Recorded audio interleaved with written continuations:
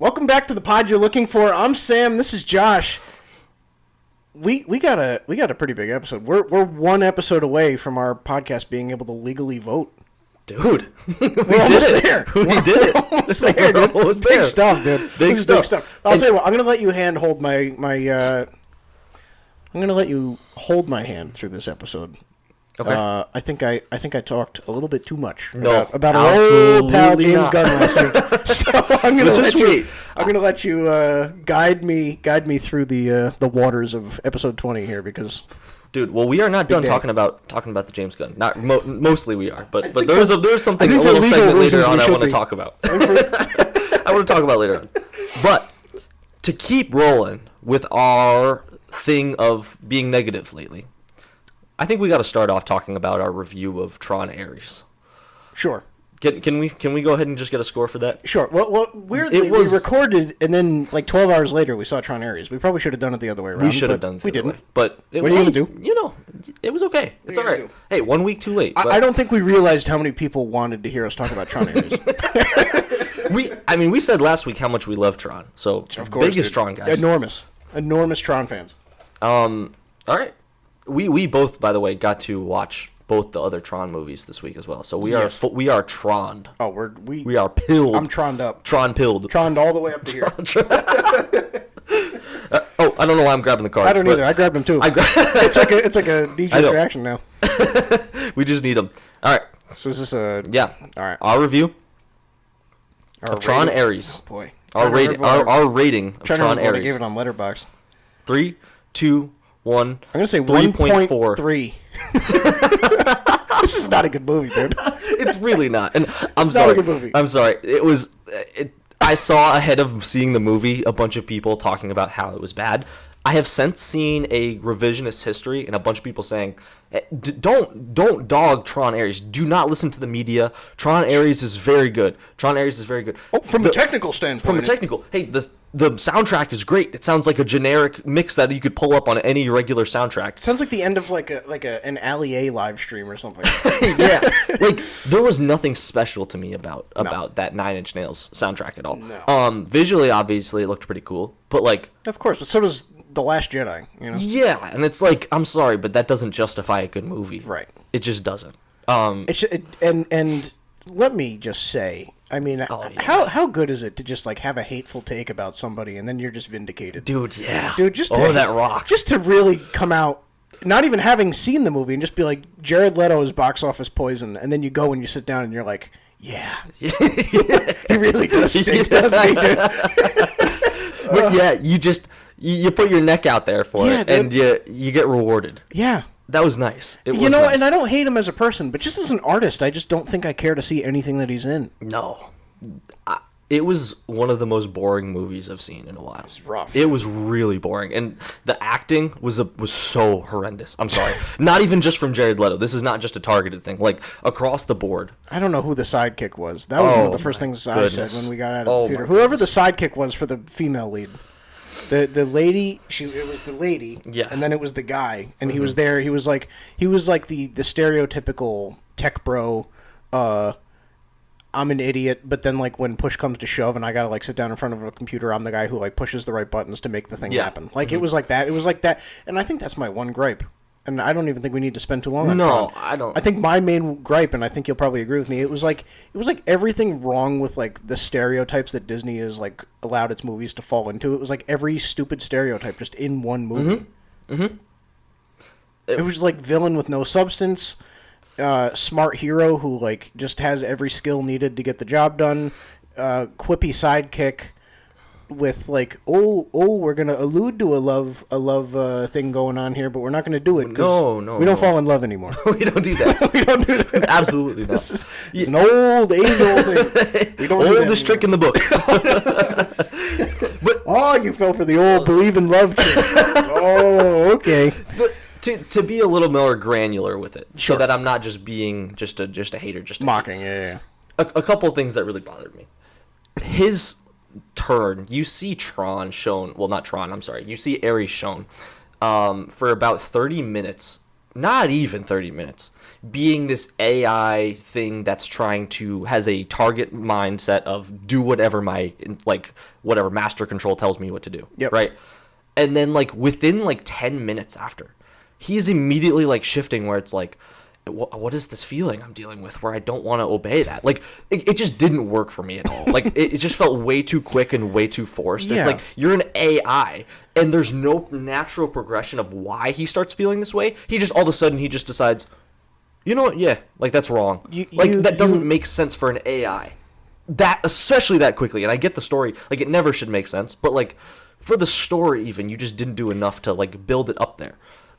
You've taken an AI that's primarily been programmed exclusively for military purposes, and like the second he sees like his target, like he like looks her up like through the databases on the internet, and he like sees pictures of her with her family and stuff, and he just like he feels bad for her, and I'm like, gosh, like a military AI, like you could do that with any victim or whatever, like you could do that with anybody. Like, what's the point in being a military? I don't know, dude. It just doesn't make sense. Right. Point two. I saw somebody online start to say this, and I totally agreed, and I almost didn't want to hear the rest of what they had to say because I kind of wanted to, when you like read something like a sentence and it's like you just can't write it the same way. Somebody said something to the effect of how it's funny going based on Tron Legacy and how the whole point of what Tron Legacy is that in this movie they decide that all of the AI variants that come to the real world only have a 28-minute lifespan. Yeah. When the whole point of Tron Legacy, which I thought was a significantly much better movie, is to try and prevent Clue from getting to the real world. Because he loves making things seem perfect. He needs everything perfect. He will take everything out. And what's more imperfect than this world? Well, nothing. Like, nothing's more. So Clue's going to go mess it up. Right. Okay, and now we learn they have a 28-minute time frame. So if he gets over there... So essentially, Flynn stays and does all this to protect and be the good-hearted guy above all else. The sacrifice. He makes the sacrifice so that the world gets saved. Yeah. To the grid. The grid. He does that. He makes the sacrifice. But guess what? It didn't matter. No. 28 minutes was all they had to do. If they could have survived 28 minutes of Clue, it was over. Mm-hmm. That's it. And I think that also takes the suspense out of the... finale, because you see all of the people come back into the world to like pursue the heroes, and you're like, oh, okay, so this is gonna, immediately you're like, this is gonna end. They're gonna like look like they're about to win, and then their time's up. That's exactly what happened. Yeah, she had Jared Leto in a chokehold, and then she just disappeared. Yeah, and that was it. Back into the grid. Back to the grid. To the grid. Those two words might be the best thing to come out of this series. Yeah. Can I say it's a series that makes absolutely no sense. At 3 movies in, I have no idea what any of this means. What is this, dude? What is this movie? I gotta say, something else. I watched the first Tron for for context. Yes. I watched it for context. I did not get the context that I thought I would be getting. No. I actually knew less about Tron having watched Tron after watching it. Maybe the worst movie I think I've ever seen. Yes. I've seen quite a few doozies, but that was just an awful movie. And if I'm goodness, what I'm looking at my iPad for right now is I'm just gonna pull it up if you're watching online. This is a real shot from that movie. That is a real shot. That is the big bad villain. Might have to get that watermarked so that they don't come for us. Disney's gonna be protective of that. Protective. Spoilers. Hey, that's ours. We own that. We own that. It made me honestly watching the 1982 version like so much more like respect to like things like Empire Strikes Back. I was like, that was my biggest takeaway watching Tron. Was like, wow, some of these other movies that came out then are so abysmal, ahead of their time, and like they just aged so horribly that things like Empire Strikes Back now just look even better. And I don't know. Well, I think George Lucas knew back then, like, the fine line of, like, if the technology's not there and you have, like, aspirations toward it, like, don't risk it. It's worth it to just use the things at your disposal and tell a good story. Right. You know what I mean? Like, and that's why he used, like, the practical, like, the mini sets and the practical things, and he was in there with, like, he had made, like, a forest, like, the size of a bedroom, and, like, he was, like, kneeling down with his camera. Like, sometimes it's worth it to just, like, not swing bigger than what technology allows. And then you have, like, James Cameron, who says, I made the first Avatar and I have a script for 4 more, but the technology is not even there, so I'm just going to wait it out. And he literally just waited for the new technology to be invented, and that's why the second Avatar took so long. You know what I mean? Like, there's different approaches, but goodness. The 1982 Avatar, Tron is just maybe the worst thing ever to ever be created in the history of the world. It might be the worst thing that a human's ever done. Wow. Sheesh, dude. Are you doubling down today? You are like trying to absolutely correct the narrative that like you were so high on stuff. You're trying to like completely balance out your opinions now. You've gone both ends now. Yeah. So this is good. We got the high on life people in. They're watching the pod. And now I got to get the hateful people. That's and then right. Once I get those people in, we'll just go right back up. You're stuck. You're stuck with me. You're stuck. 5 minutes of playtime. Yeah. You have entered Sam's grid. Oh, you're in the grid. You're in the grid. Whoa. A digital frontier. Boom, boom, boom. So that's Tron. That's Tron. Yeah, it's just something to see. It is something. It is something. It is something that we did see. I don't know if it's something to see. I'll say that. I would honestly advise. Somebody asked me if I wanted to go see it, and I'll be honest. Like, yes. Well, it was somebody that hadn't seen it. Okay. So they asked me if I wanted to go see it, and usually I'm always like, yeah, like almost anything I'll say. Let's go see it again, especially if it's with somebody that hasn't seen it. And I literally said, I'll be honest, I will if you really want to, but I wouldn't. I really wouldn't. It is hands down the worst movie I've seen in theaters this year, and I've actually seen a lot now. Wow. I'm sorry, it is. Wow. What would you put below it? Actually, that you've seen in theaters? No. There was a few that because I haven't seen much of the other ones that I expected to be like a stinker. Well, here's the caveat. Okay. I think there are worse movies than Tron Ares from this year that we've seen in theaters, but I think these movies were made to be terrible. So I think that's where they get away with it. Because they're terrible, but they're supposed to be. Are you referring to Minecraft? Yes, I am. Okay. I think that's objectively a worse movie, but it was supposed to be. Like, it was directed by the guy who did Napoleon Dynamite. Like, he set out to make a dumb movie that irritated people with how stupid it was. And he did it. And so, like, you can't dog it. Agreed. It's impossible to hate on that movie because it was meant to be stupid. Right, which makes it better. Tron wasn't. Which makes it better. So, which movie do you think you'd seen that's better than that, or that's worse than it? I don't think there's a one. I'm sorry. That's the one that pops into my head immediately. But yeah. For the most part, like this year hasn't been super high, but it also hasn't been super low. Like for the most part, it's just mid. It's on a similar level of like Brave New World. I feel. A little bit. Brave New World's a couple steps up just because it's a Marvel thing and it looks like it's like going somewhere. But can I present to you like the Brave New World at least has like that final scene by the Celestial, like that scene rocks. Yeah, the whole like the at least there's something to take away. Space, not space thing, the air battle or whatever. Is there anything that you remember from Tron Ares specifically, even at all, that was like at least that moment was cool? I really don't. I have like snapshots in my mind of like some of the cinematography, just like the lights and the this and that and the set pieces, but I don't really remember the plot because it's just like everything else. It's just copy and paste. But anybody can do good shots of anything. Like literally, exactly. Oh, I can make the city look really cool when it's dark and red. And that's something that popped into my head. Is it's so fascinating. Tron has gotten away with now 3 times doing. Which it's crazy to think that even in '82 that was still groundbreaking technology. Mm-hmm. But they've done 3 times now groundbreaking technology in terms of like computer generated imagery, and they've been able to pull it off largely because the world that they're doing this in is like almost a pitch black world. So it's almost like you don't have to animate as much because you're doing it in the dark and everything is like already lit for you or shadowed. You know what I'm saying? Like. It's the same reason, like in Wonder Woman 1984, the director said, like, we made that final battle at night because it's easier to animate somebody like the Cheetah, a fully CGI villain, and, like, not have to, put light on it or, like, cast sunlight. It's just such a contrast. Her. You know what I'm saying? Yeah. It's just easier if it's in the dark. You know what I'm saying? So it's fascinating. They've gotten away with that for a while, and it's like people regard it as groundbreaking CGI, and it kind of is. It really is, like, especially Legacy. Mm-hmm. But you're looking at it and you're like, I think it's mostly like because this whole thing takes place like in the dark. Mm-hmm.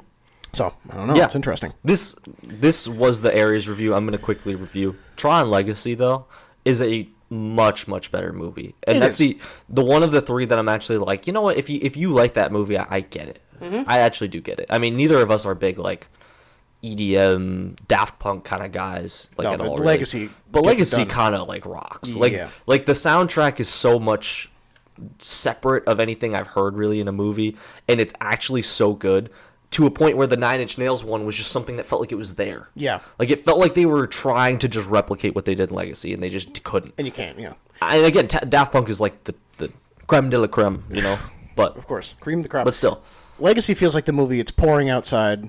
You got your LED lights on in your room. The room is kind of strobe lighting, going, flowing, this and that. The rain's hitting the window. The air conditioner's on low, and you just put Tron Legacy on, and you fall asleep to some Daft Punk. Yeah, it's a nice movie. Yeah, it's really nice. So you can fall asleep, so you don't have to like watch the whole thing. Yeah, it's yes. For whatever reason, man. Final thing I'll say about Tron. As an overall, I don't know what it is. I just find it very boring. Like, yeah, like for whatever reason, it's not bad. At least Legacy. It's just the whole like series. I was just very like, kind of just checking my watch. Like, are we almost done now? Like, I think it's because it seems like in the first movie they tried to do this thing where it's like the concept is easy. Gamer guy gets sucked into the game. That's it. That's really it. And he battles the gamer version of the real life guy who's also in the game. Like the villain, the real life villain is also a character in the game that the hero gets sucked into, and he has to defeat him to get out. Like it's an easy premise. Like it's like Wreck-It Ralph, you know?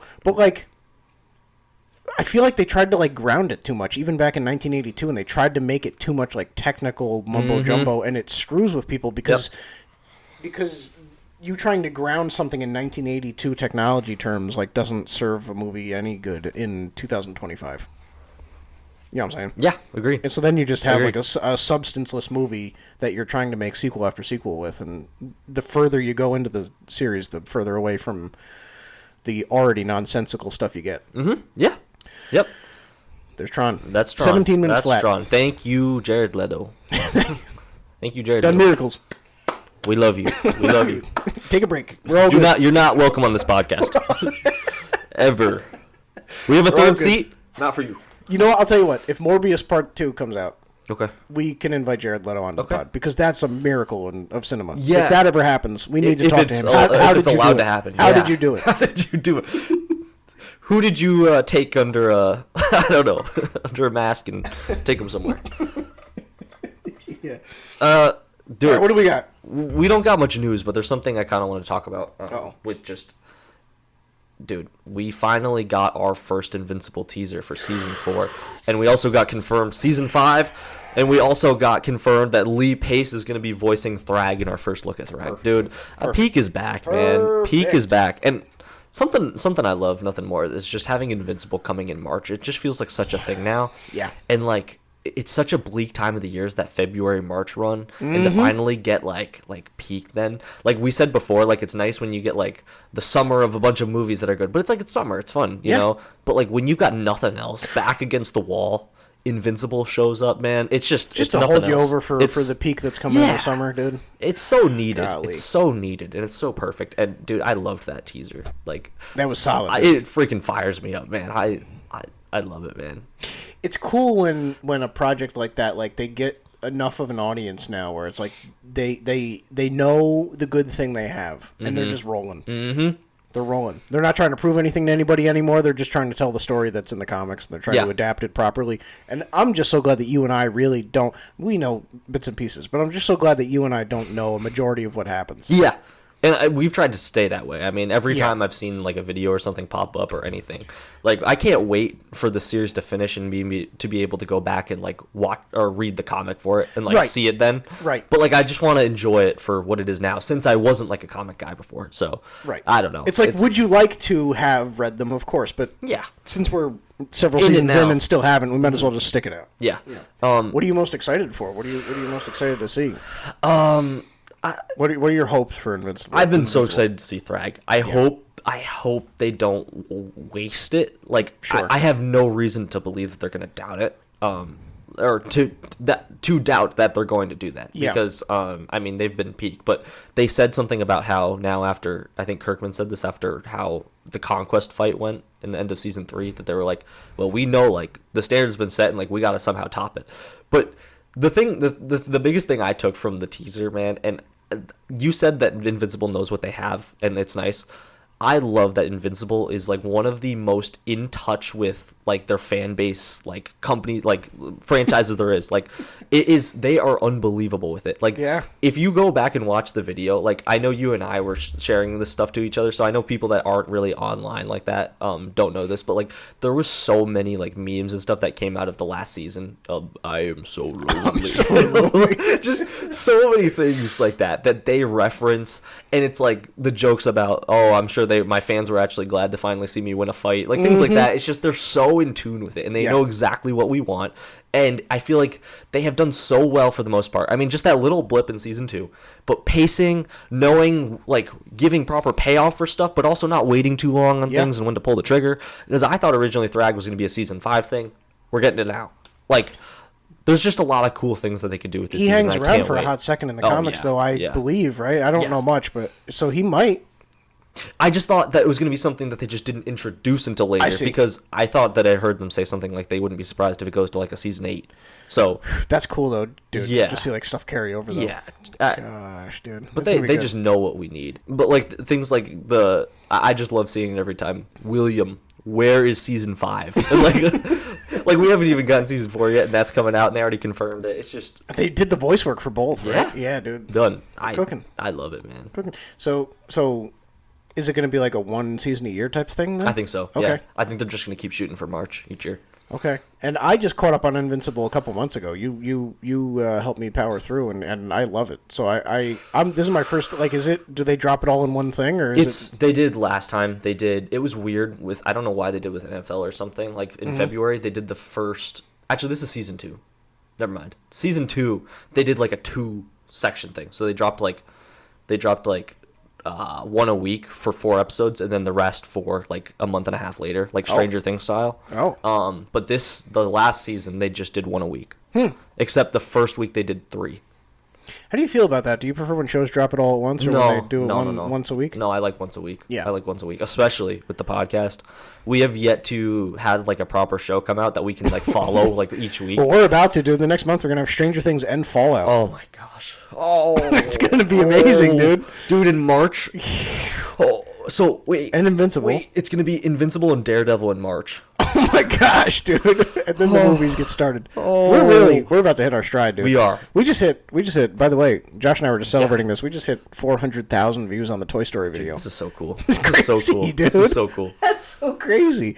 That's crazy. If you're watching right now, can you subscribe and follow on things? Like, we appreciate it so much. But like, it is like actually like going somewhere, and it's so cool. I'll say I can't speak to every like content creator that's ever done it. I'm sure that there are people who share this sentiment, but like when we say like subscribe, we're like, you and I both are like working men.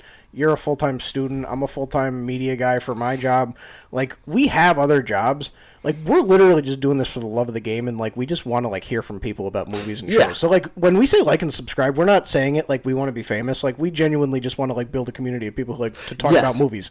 So when we say that, like and subscribe, just so we can hear from you and like chat with you, because we enjoy it. It's fun, dude. We're having a blast, dude. It's like fun. Getting so much but like people engagement right now from it, and like getting people that are actually talking about stuff that we're talking about at like the 50-minute mark in the podcast is so cool. It's really bizarre. It's awesome, and I don't think either of us are used to people caring that much. Yes, and I would love for there to be a point where we have like a fan, like we can do fan segments more, like actually. Oh, that'd be awesome. Like if people but like people send, dude, we could actually live episode and people just like chat. We are giving people an opportunity. There is a point right now where you can be like a front runner fan. Like if you want to jump on now, like we can put you to the moon. This thing's going to the top, so you better hop on now. That's what I'm saying, right? we could get you up there. Like you could really become like a thing. Hey, if that's not a pitch, man, I don't know what is.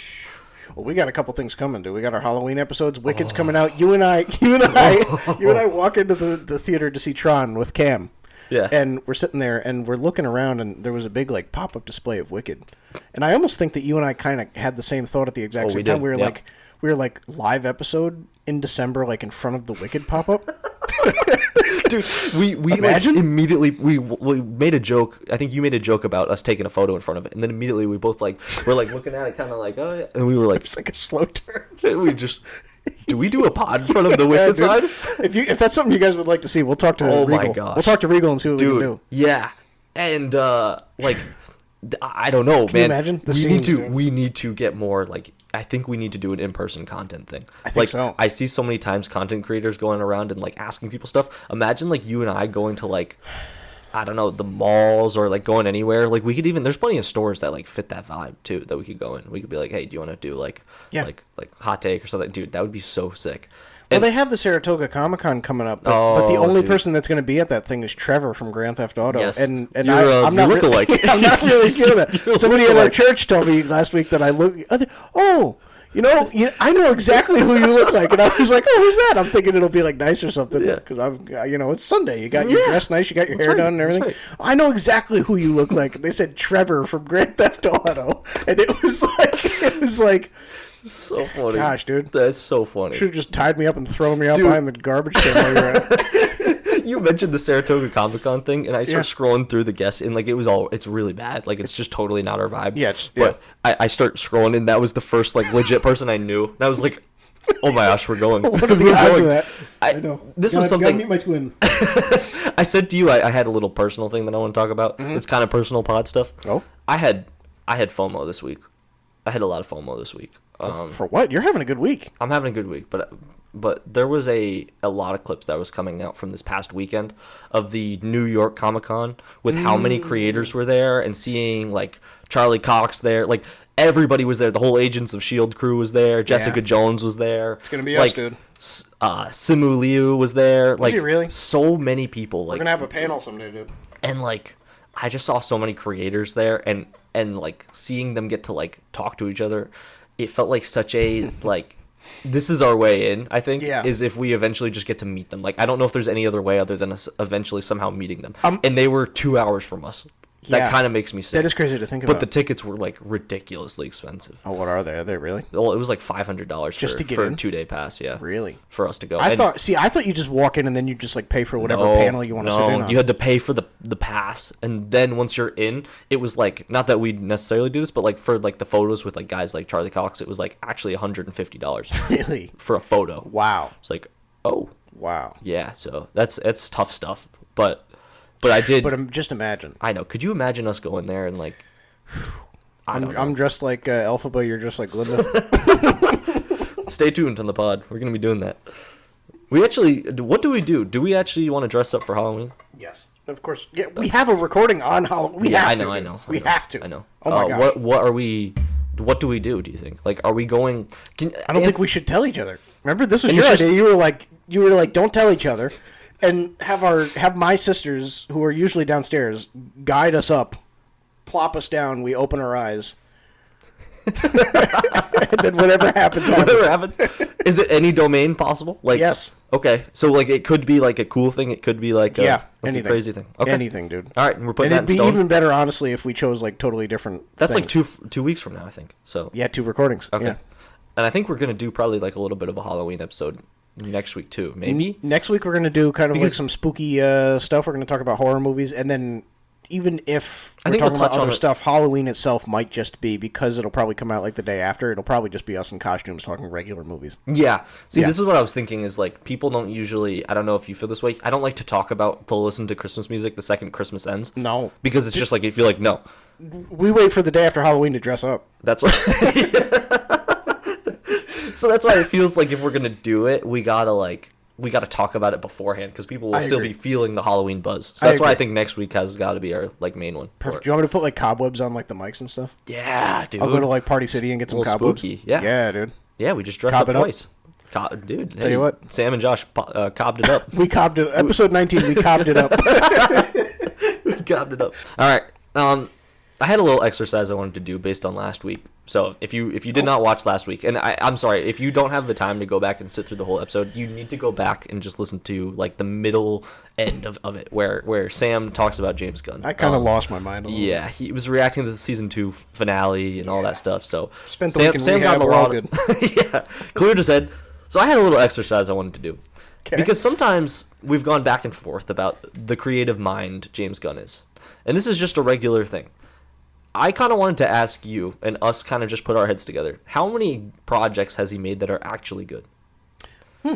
Because how many has he made that are good? How many has he made that are bad? Let's just put it all on the table. Because I want to properly be able to diagnose this ourselves, where he's at. Because I personally feel, and I know you made this argument as well, I think he is a comic book genius. But I think, like you said, with him getting in his own way, he just can't help himself.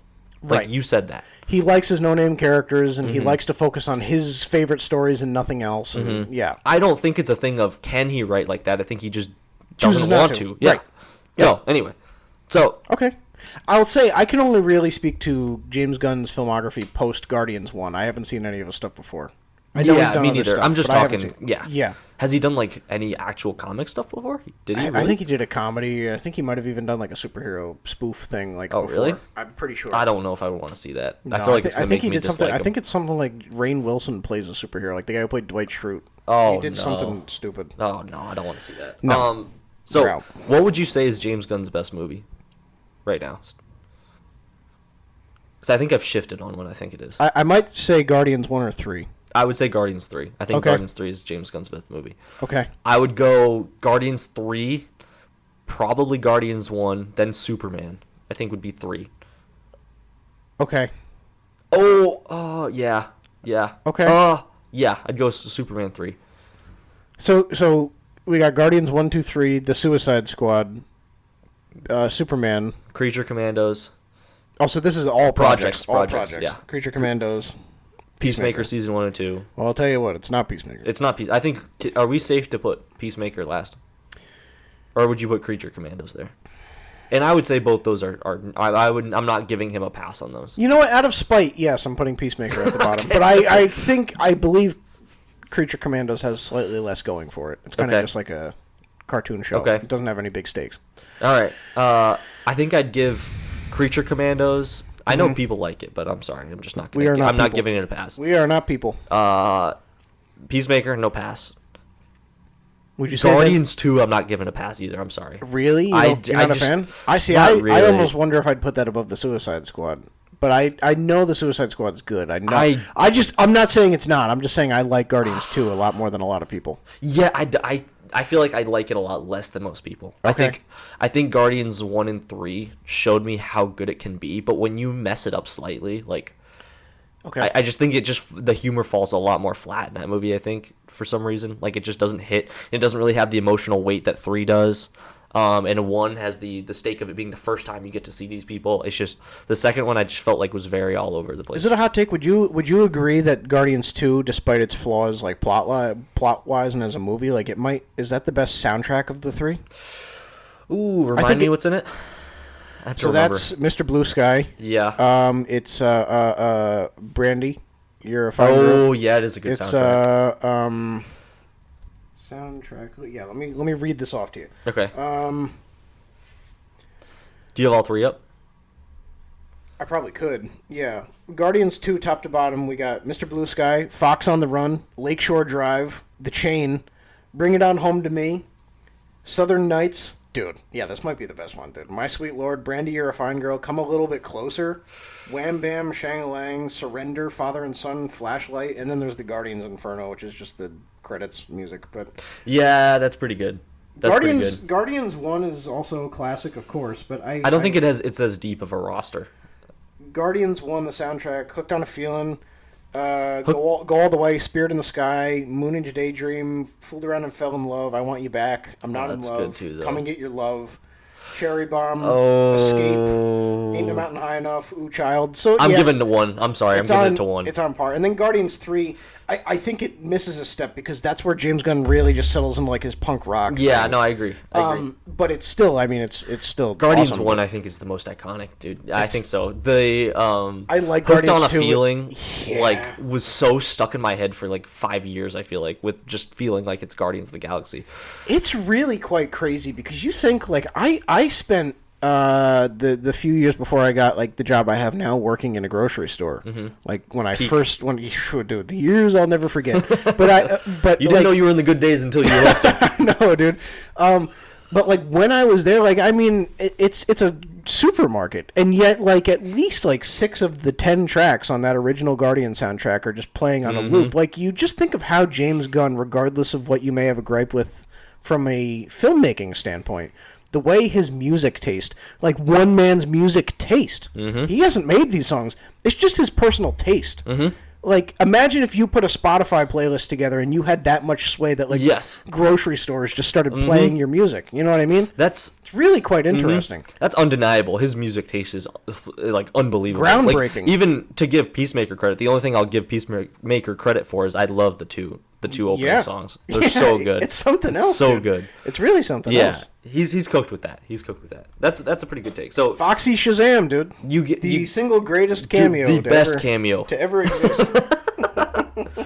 I'm glad I stuck around. So you're giving him a 4 and 3 score? Is that what you're giving him? Saying he has 4 good projects, or you're giving him more? He has 5. 5 in your opinion? Which are the 5? Guardians, because I do like all 3 Guardians. I do like Guardians too, but I'd say all 3 Guardians, Superman, and Suicide Squad. And then you'd knock him for the 2 shows. Yeah.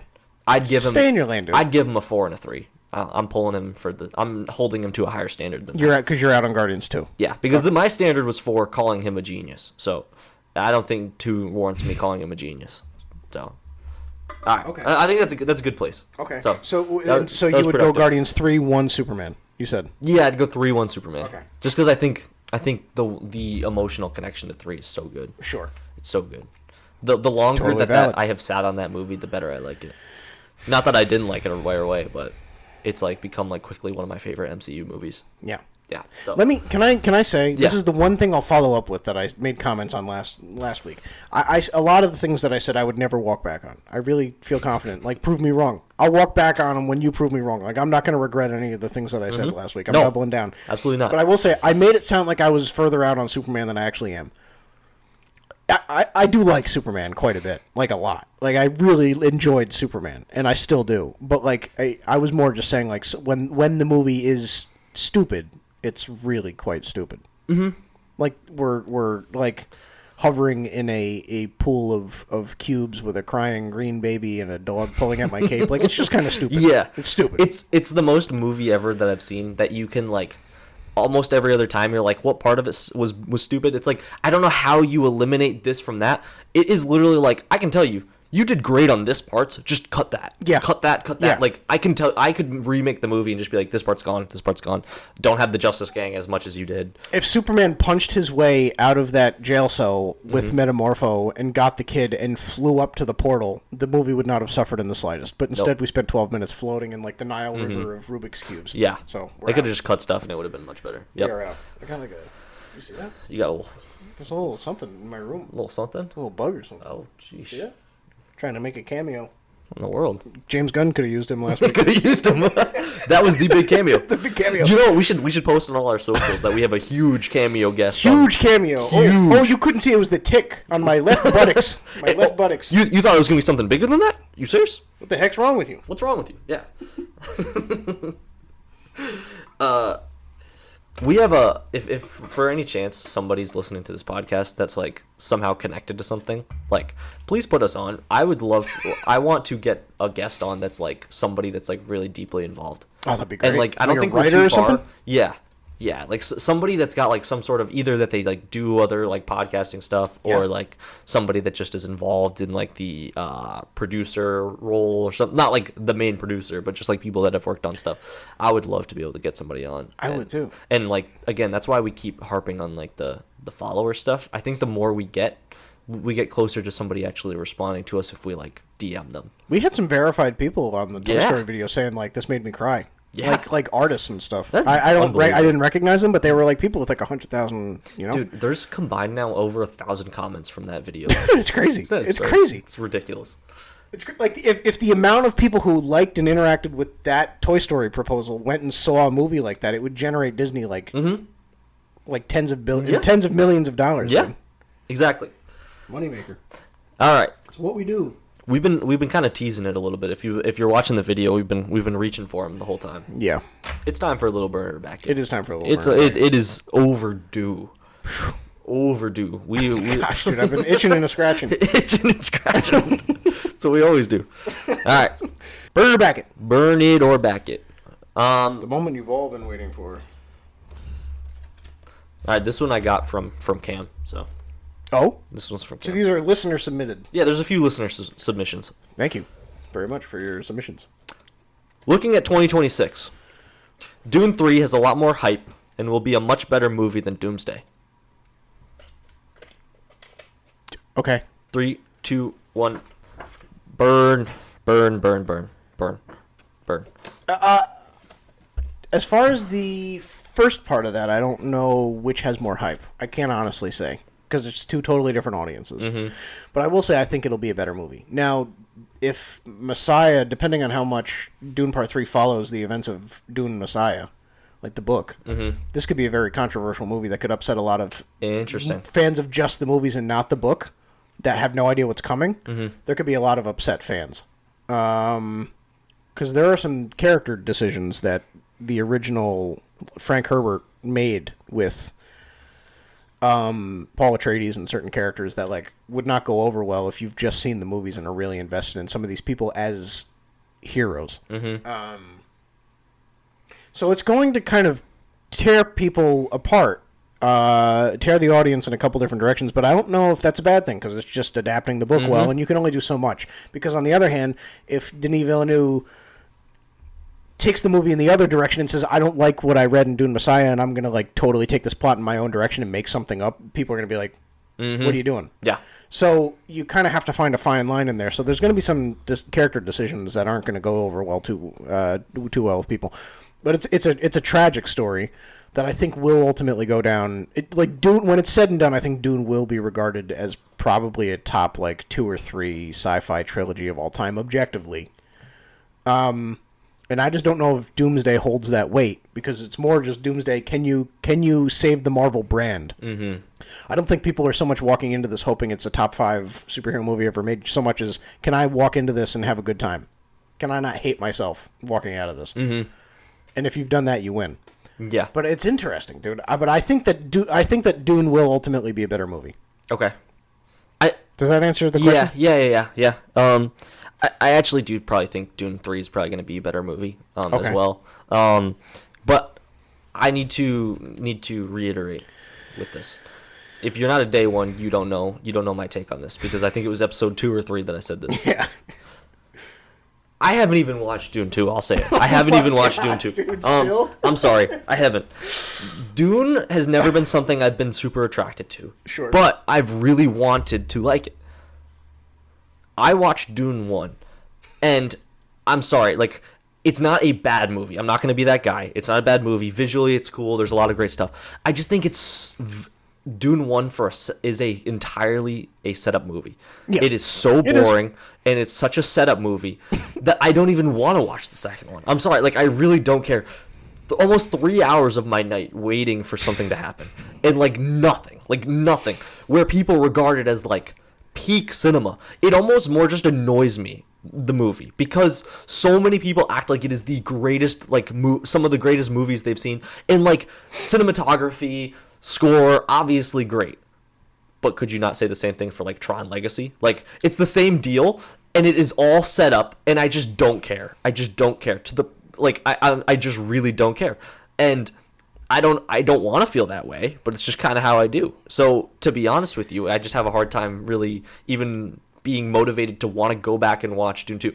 Now, I get it. With that said, when I was watching Dune 1, I was in a much different place in life with just how I viewed movies and things. Sure. So I think going back, when I go back initially, or go back to be able to be prepared for Dune 3, watching it again might change my opinion. Yeah. And we'll see. I think it Maybe will. that day will because come. Dune Part 2... I hope it does. Dune Part 2 makes it a complete story. I hope it does. But Dune 1 on its own, I'm sorry, is just really not good.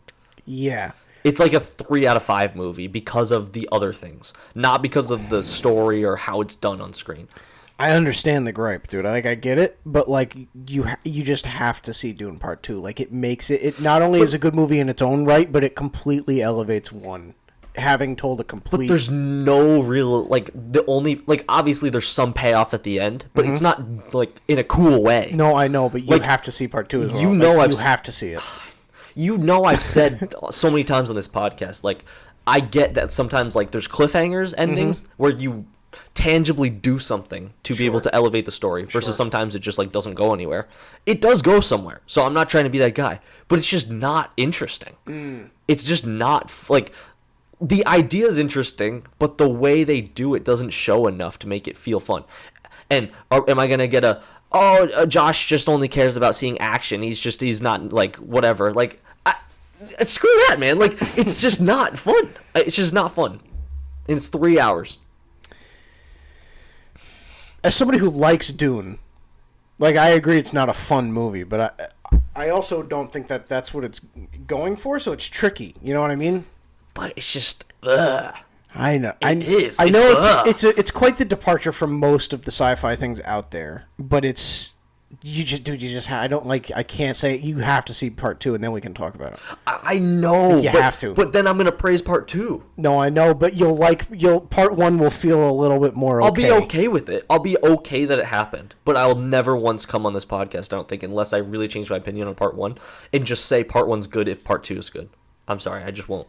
I think you will. I don't think that's so. The thing is, I don't think you'll like it more, but you'll be okay with everything about part 1 having seen part 2 because it's one complete arc.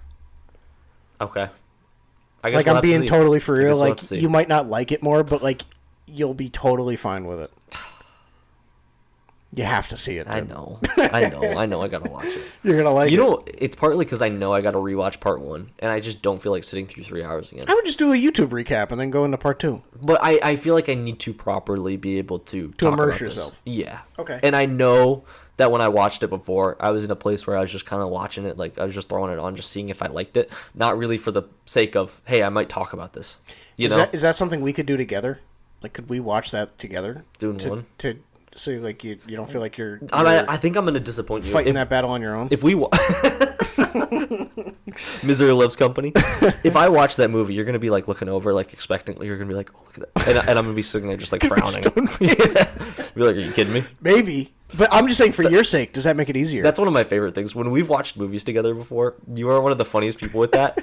You will. I can't help myself. Usually, it'll be a movie that you're showing me. I can't help it, dude. And you'll be sitting there, and I'll see you, and like when something's about to happen, like it's not happened yet. No. You're sitting there, and you're checking over. It's just so funny. I can't help it. I turned the volume up. Yeah, dude, it's my favorite thing ever. With your if you haven't seen Sam's My Love of Cinema, you got to go watch those videos. Peak, and everything. Yeah, all those stuff. It's dude when he would, it's peak, but like when you would look over and then something big would happen, it was just the funniest thing ever. And we'd both do that. Yeah, just looking for the chills moment. Looking for the chills. All right. Okay. So do we agree on that or no? No, we didn't agree. Okay, we didn't agree. Okay. Ryan Gosling has become a top 5 actor of this generation. Is this a skill, talent thing, or is this a favoritism thing? I'll leave it a favoritism thing. Okay. Yeah, mix of both. 3, 2, 1. I'm burning it. I don't think it's because of skill, but I think I don't know, dude. I don't think he's the most talented, but I love the guy, dude. Yeah. He's awesome. Yeah. He's really up there. I'd see him in a majority of the things he chooses to do. I don't know if that makes him the best. He's one of the few remaining actors, like the Tom Cruises and the Leonardo DiCaprios, that just have that pull. Oh, I'm not seeing that movie. Oh, but Ryan Gosling's in it. Oh, you know what I'm saying? Yeah. It's like that, dude. Yeah. Like, that's rare. It's hard these days, dude. That's hard to get. And he's one of them. So, but I don't know if it's from talent perspective. I think it's just he's a charismatic guy. Yeah. You love to love him. Yes, it's almost like he has the ability to be a Ryan Reynolds-esque as well. Like, I'm not trying to drop him down. I know he's better than Ryan Reynolds, but like in the sake that like you always feel like he's just being himself in whatever movie he's doing. But you never once are like, man, his acting is like I mean, it's very good. It's very good, but it's not like something where it's like, wow, this is unbelievable showing. Right. But he's just Ryan Gosling, man. He's just himself, and it's cool. And people hire him and don't really require that much out of him. No. He's just you hire him for the Ryan Gosling thing. Like, you hire him almost to play a version of himself. Mm-hmm. He's just a cool dude. I don't know who else I'd put above him. Like, I know. I'd say Chalamet. Yep. Actors, like male actors, I'd say Chalamet, DiCaprio for sure. Cruise for the stunts. Not for the acting necessarily, but for the stunts. For the lengths he's willing to go. I'd go Cruise as well. Right now with the body of work, yeah. I'd say Willem Dafoe. Yep. Would you put Pattinson there? Or no? Not yet. No? Okay. I'd still go. I'd lean Gosling, personally. Gosling? Okay. I think he's got a deeper resume. Sure. Maybe Gyllenhaal? Jake Gyllenhaal? He's probably up there. Good pick. Actually, he's nice. There. Yeah. That's a good pick. He's probably there, isn't he? And you could even say like Javier Bardem. You could say... Yeah. I guess there's a couple people. It's close. Christoph Waltz. I think he's in the top 10 conversation for sure. He's in top 10. And he might be top 5. but it's like I'd say he's somewhere in like the 5 to 8 range. Yeah. All right. So yeah, I'm gonna put him up there. I'll say he definitely top 10. I don't know. Okay. I think talent. If we're going strictly off talent, but again, like Willem Dafoe, one of the most talented actors ever. Mm-hmm. However, like you can't like, and even like Christoph Waltz, like amazing actor, but he doesn't draw the masses, and he's not charismatic. He's just very talented, and he immerses can play in a the role. role. Yes. Exactly. Yes, and it's role-based actors versus just like personalities. And then occasionally there's the guy that has enough talent to warrant him in the conversation, but then on top of that, he's just charismatic, and that just closes the deal. It's like Johnny Depp pre-controversy. Mm-hmm. It's like you'd see anything he was in just to see Johnny Depp and see how he's doing. Right. Yeah. Yep. So maybe he is up there. Mm-hmm. I'll put him up there. I'll hype him up. Okay. I hated too much in the beginning, so I got to go back up. Yeah. Okay. The past 2 years, we've gotten $4 billion movies. The next 2 years will surpass that. Oh my gosh. What are the 4? Wait, what are the 4? 3, 2, 1. I'm backing it. Yeah, I'm absolutely backing it. I think we might get 4 more. The 4 is Lilo and Stitch, Neja 2. No. Wait, dude, are you serious? Wait, the live action one? Yes. Eclipsed $1 billion? Yeah, it got $1 billion. Really? Yes. Wow. Yeah. Neja 2, I think the 3rd was Inside Out 2. Yeah, that one was good. There was another one, and Deadpool and Wolverine got $1 billion. Interesting. So I think we'll get 4 more. Well, we'd have to surpass. We'd got to get 5. $5 billion movies in the next 2 years. Do you think we're doing it? Yeah. Okay. What do you think they are, if you had to guess? I think in the running, it could be Spider-Man, just off the top of my head. I think Spider-Man gets there. Spider-Man, Doomsday. I don't think Dune 3 quite reaches that. You don't think so? No. But I think it could. I think Toy Story 5. Yes. Yes, I think Toy Story 5 for Doomsday, sure. Doomsday, Secret Wars, Toy Story 5, and then there's probably one more animated thing. Do you think Spider-Verse gets in there? Yes. Do you think, no, probably not. Do you think Batman gets in there? Maybe the Batman. Maybe. Okay. That's gonna be huge. That's gonna be. Do you think, I mean, they've waited so long that's less of a movie and more of a cultural event. Do you think we get Mandalorian and Grogu in there? I know the stock is low. Dude, you sure? I think that movie's gonna make like $300 million, maybe. You think? Yeah, I think it's gonna be one of the worst performing Disney things ever. I mean, you think about like Solo made what, $500 million, $600? Is that really all it made? I don't think it did too well at all. Jeez. It was like a huge flop. It was just people wanted to see Harrison Ford, dude. I think if they did this movie 2 years ago and didn't do season 3, I think it does easy. But of course, if this movie came out a year after Luke took the baby, and you were like, "What the heck happened?" yeah. Or the child. So 5, that's a lot. I think there's only been 47 total, ever. The thing I didn't actually account for, though, is there might be... If we factored this in, would you change your take? Avatar, I think, passes it this year. Avatar probably will. Yep. And then there's going to be the live-action Moana next year, which, if live-action Lilo and Stitch did it, dude, it's going to... Moana's clearing. I refuse to believe Dwayne Johnson is in $1 billion movie. Dude, he's playing live-action Maui. And do you think actually, this is Galactic Transmissions. We'll just sneak into Bernard or Backett. Came out yesterday. The live-action Moana confirmed a shot-for-shot remake of the cartoon. Shot-for-shot. Are you serious? They shot-for-shot redid the movie. So it's the exact same thing, but just real people. It's just Dwayne Johnson dancing. See, I don't like that. I don't either, but it's I've safe. I've never liked that. I know it's safe, and I know people complain about it no matter what you do, but I've always been of the opinion, like, I don't get it. Like, what's different then? Mm-hmm. Just because you can just say that it's live action? I don't understand. People complained about the things they changed about the live actions when they first started doing them, and Disney took it less as, like, they were like, oh, they just don't like when we change things. It's like, no, we don't like when you take the 7 dwarfs and just make them village creatures. It's like, we want the we want the substance of the movie to remain intact. You can do stuff with the plot, but it's. I think Disney misunderstood. But yeah, that's gonna clear. So if Lilo and Stitch did, dude, are you kidding me? So if Avatar does, that'd be 5. You think we're getting $6 billion movies in the next 2 years? We very well could, dude. Okay. I think the next 2 years, the movie industry will be. It's gonna be like a popcorn movie renaissance. Like I think so too. The big blockbusters will be back. And I think if they don't, if the movie theater is not popping again, I don't think it ever will. No. Like, if it's not now, it's never. Yeah. This year has just been a spot. I mean, Tron Ares, the Smashing Machine. It's we're one battle after another. Of the barrel. Yeah, I mean, one battle after another. From what we hear, is amazing, and we are going to check that out. Yeah, at some we need point. to see it. But from what we're seeing, it's just it's not movies. I mean, Tron Ares could have been a 100% on Rotten Tomatoes. It was never going to be a household movie. Yeah. It was just going to be a good follow-up to Legacy, you know? Yeah. It was the best you could do. So. Agreed. So there we go. Yeah, I think we could vie for 5 or 6. I'd say 5. Okay. All right. I'm in a good mood. We're just backing everything. We are backing. 3-hour runtimes are an immediate sign of a bad movie. 3, 2, 1. I wholeheartedly disagree. I'm burning that. Yeah. I wonder, did the person who give context, or no? They just said it. No context. I actually wish more movies would be 3 hours. I wish more movies would clear 3 hours. I disagree with that. I wish Doomsday were 4 hours long. Doomsday and Secret Wars should be. I don't want it 4 hours. Secret Wars should be freaking 6 hours. Stop, and you should take like an hour lunch. Stop. No There's one can sit through that long. There's some movies that just necessitate longer runtimes. Agreed. Some do. Doomsday should be 4 hours long. I think it's movies like Doomsday, and I know it's going to be. I'm a homer, obviously, but it should be.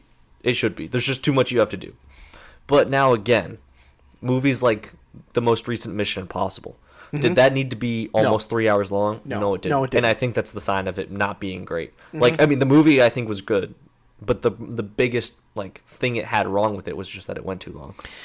If your story like necessitates as much context as possible, then by all means. If it's a story like Doomsday where you're converging 3 major cinematic universes together and they're fighting a villain that's never been on screen before, make that movie as long as you possibly need to tell a good story. If it's Mission Impossible 8, like at the end of the day, we love Tom Cruise, genuinely one of our favorites. Friend of the pod. Friend of the pod. Coming on soon. Of course. But like, dude, at the end of the day, like, we're here just to see you hang off a plane. Like, we really don't care. You know what I'm saying? Yeah. Like, it does not need to be an epic. This is not Hamlet. Yes. Right. It should never... That's my opinion, I guess, on it. You should never seek to have a 3-hour movie. But if you just literally have that much that's good stuff going in a movie, I'm never going to complain about it being 3 hours if it's needed. I agree. So... I agree. I think it can be a sign, but it's not. It doesn't mean it. It's an immediate. Right. thing. Right. What do we think? We got time for another one? Yeah, of course we do. Okay. All right. On the nature of the Toy Story episode doing well, Up is the best Pixar movie.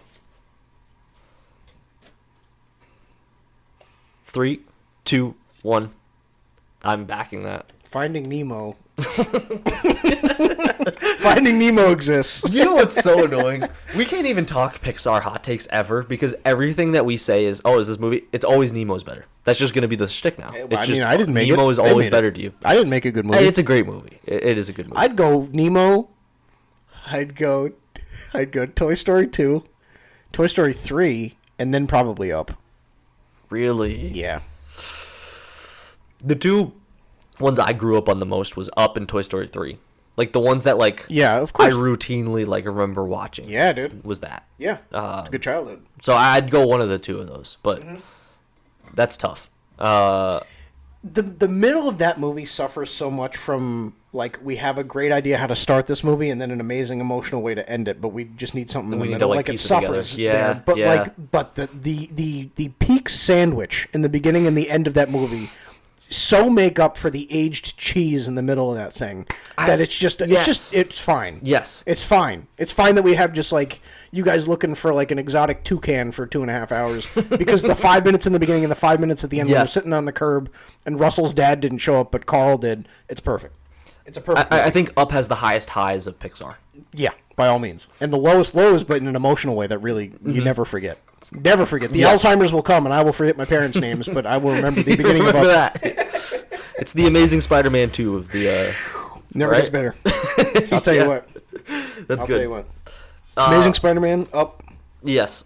So wait, what would be your top 5? Can you say it again? Your top 5 Pixar? I'd go Finding Nemo, Toy Story 2, 3, Up, and then gosh, dude, then it kind of gets a little hairy. A little contested, a little hairy. Yeah. Okay. Yeah. All right. What would you say? So you'd go? I'd probably go Up, Toy Story 3. I could probably tell you actually. Maybe Toy Story 2, Monsters Inc., Cars. Monsters Inc. That's what Monsters I'm forgetting. Inc. is I think Monsters Inc. might actually be above Up in some regards, but it's not a better movie. I just feel it more. You're right. I think Monsters Inc. is 5. I think it's a more consistent movie. Yeah. Yes. Yeah. It's just good through. And what's fascinating is I think Billy Crystal was actually offered the role of Buzz, and he turned it down. And then he saw the success of Toy Story, and the guy from Pixar called him, and he was like, "Whatever it is, yes." And it was Monsters Inc. Really? Yeah, it's one of my favorite stories. That's it's cool. So cool. It's so awesome. I'm just trying to think through what else could be on there. I know. I mean, probably Incredibles is up there. I think that might be my 6. I'm just looking at my list now. Yeah. Okay. What you got? My top 10. I actually have a hot take at 10, but it goes Finding Nemo, Toy Story 2, Toy Story 3, Monsters Inc., and then Up. But I think Up is a better movie. I love Monsters Inc. Okay. Incredibles at 6, Ratatouille at 7, which I don't know. Ratatouille it's very good. I'm switching. That's my 3. I was forgetting. I love Ratatouille. Oh my gosh. Then I have Inside Out, then Coco. Ooh. I love Coco, and then I don't think I've ever watched the Coco ending without crying a little bit. Dude. It's just a tough watch. It's so good though. And then 10, I grew up loving Monsters University. Really? Okay. That's my hot Pixar take. I love it. It's just a fun movie. It's great. It is, dude. It's just.